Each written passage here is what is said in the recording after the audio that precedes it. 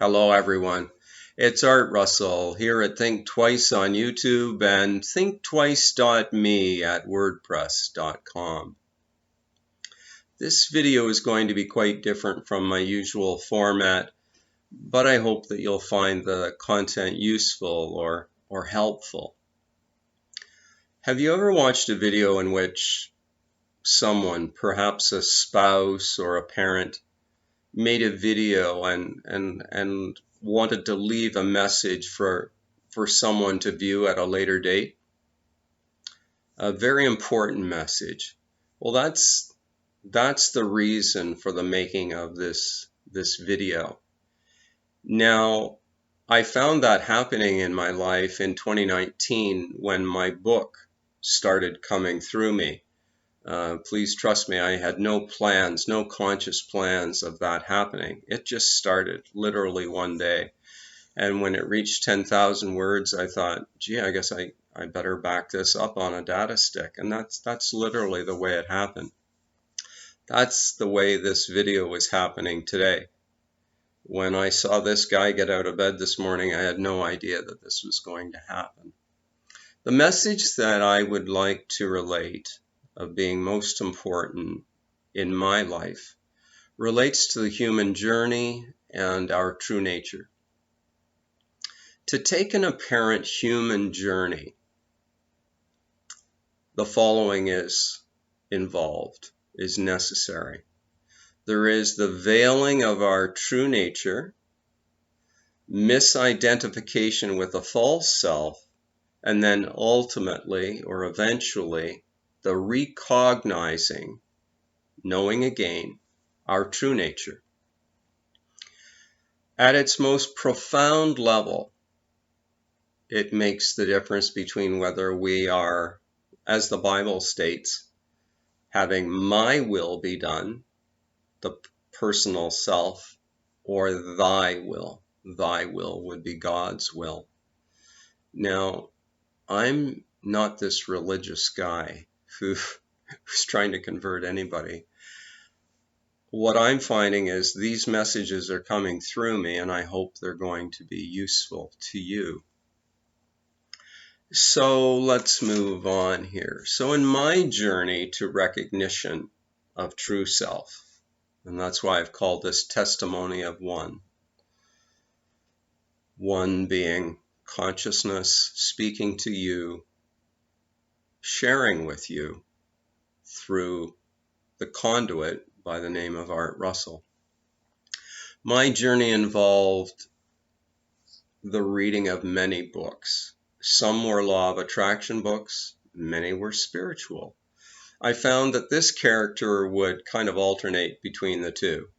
I would go to the law of attraction books when I thought, oh, this is going to help me be more successful as Art Russell in the apparent world. And when that wasn't always working out, it did on a lot of occasions, and the law of attraction is a true teaching. Then I would go to the spiritual books. I would just naturally be drawn to them. I was also drawn to videos such as presentations by Rupert Spira, who I highly, highly recommend. Mooji, Eckhart Tolle was probably the first that I saw on YouTube, and it held great value. I was also led to various books, as I mentioned. So one of the first ones is a law of attraction book called The Master Key System. And I had to read that book many, many times to kind of get the messages, the deep message held within it. One of the messages found early in the book, but it pervades it, is our identity. And within the first few pages, the book is relating, Charles F. Hennell was relating the true I of us can't be the body, and the true I can't be the mind. Now, when I was deeply rooted in the belief that I was Art Russell, I know that sounds odd, but please bear with me. There's more information that will help. I thought, what do you mean the true I of us? I really had no idea. I thought that was quite bizarre. And then then there was a passage that I picked up later in the book that said, it is the few that realize what the effects of the world are made and how they come into being. Another book that was very powerful for me is entitled The Power of Now by Eckhart Tolle. And in that book, he describes his awakening to the truth of his being. When I first found that book, long before it became popular, I had no idea what waking up to your true being was. Another book that I found very, very helpful is a book entitled I Am That by Sri Nisargadatta Maharaj. Now, we don't have to get all afraid of a big long name like that. From what I've understood, Nisargadatta, just Sri would be an honorific title, and Nisargadatta would refer to one having knowledge beyond the apparent, beyond phenomena. And Maharaj would again be an honorific kind of word attached to that. Another book, I'm going to go back here. A quote from I Am That may help you. It's a short quote, but it may help point you towards your own recognition of your true self. Sri Nisargadatta Maharaj stated, "To be a person is to be asleep." Now here's the deeper point of that. You can't actually be the person, but you can certainly mistakenly, erroneously believe that you are the person. This, in front of you here, did it for about 55 years before the dots started to get connected. Another important book was called Who Am I? Is called Who Am I? It's still out there, thin book.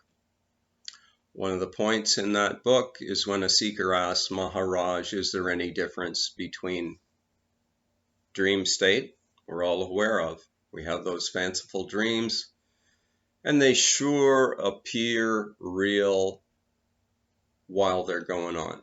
It's only when we wake up, we yawn in the morning, and then we realize, oh, those happenings in the dream were just dream happenings. What I'm sharing in this video pretty spontaneously here is that when we awaken up to our deeper truth of our true nature, that's what the waking state, this that people call reality, what it feels like. You awaken, you arise in consciousness, you rise in consciousness, to which you look back at this right now the same way that you look at dream happenings at night. That's real. So another book that was important, I don't know why this came into my possession, but it did. It's entitled Jesus and the Lost Goddess. Now, it's a very heavy book, and I didn't understand a lot of it at the time, but one point I did get. And it was what's referred to as the pneumatic initiation. Pneumo, as you may know, is tied into air, or like you think a pneumatic pump, it's an air pump, a tire pump, or somebody has a pneumothorax that's related to the air and the lungs, but air. So in this terminology, pneumo would refer to consciousness, our true nature. It's like the air. You can't point to where you are. That's why consciousness is non-local. But it's here, or we wouldn't be having these apparent experiences. Mine right now of sharing this video with you. Let's go on.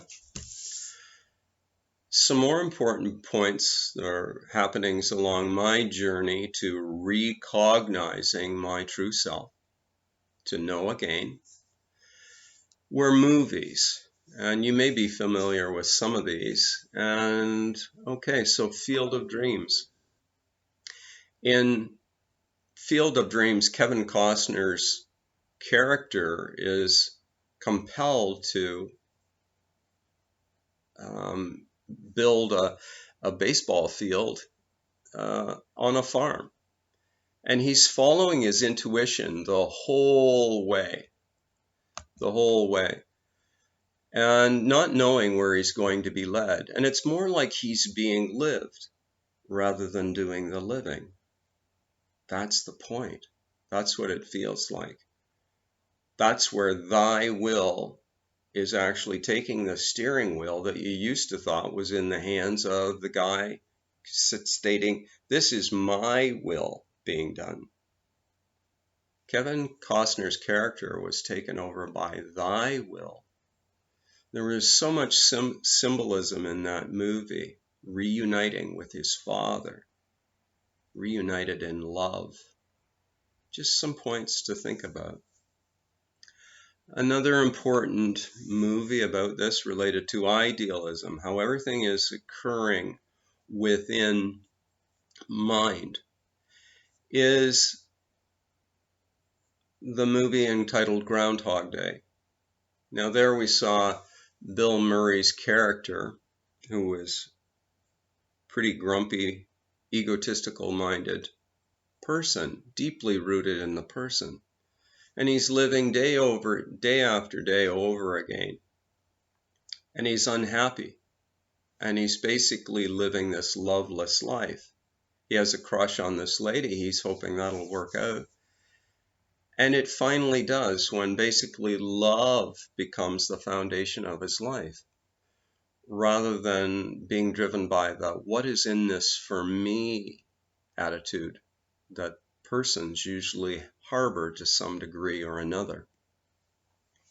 Another important movie is entitled The Shack.